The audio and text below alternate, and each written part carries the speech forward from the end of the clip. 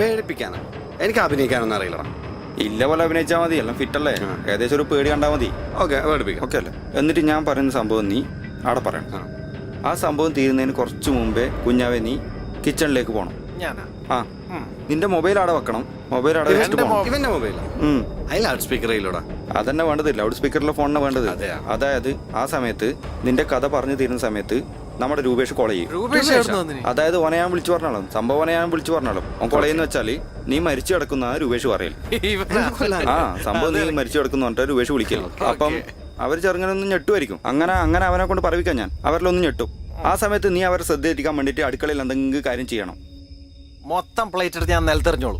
പോരെ? മതി, അത്രയും മതി. അവരെ ശ്രദ്ധ കിട്ടണമെന്നേ ഉള്ളൂ. അതേക്കൂലേ? ആ സമയത്ത് മഹേഷ് നീ മെല്ലെ അവിടുന്ന് സ്കൂട്ടായിക്കോളാം. അതായത് അതേ സ്ഥലത്ത് നീ ഇരിക്കണം. ആ റൈജു ഇരിക്കുന്നിടക്കിരുന്നു. ആ ഡോറിന്റെ സൈഡിലിരിക്കും. അത് പെട്ടെന്ന് സ്കൂട്ടാവും. ശരി, ഓക്കെ. ഇത് ഏക്കുണ്ടാ ഏക്കാണ്ടെന്തേ സംഭവം ഞാൻ പറയാം. അതിന് നീ ഇതുവരെ കഥ പറഞ്ഞില്ലല്ലോ. സംഭവം ഞാൻ പറഞ്ഞുതരാം. ഞാൻ ഈയക്കാട്ട് വളവിലേ പോകുന്ന സമയത്ത് ഒരു ദിവസം ഒരു 12-12:30 കാണും.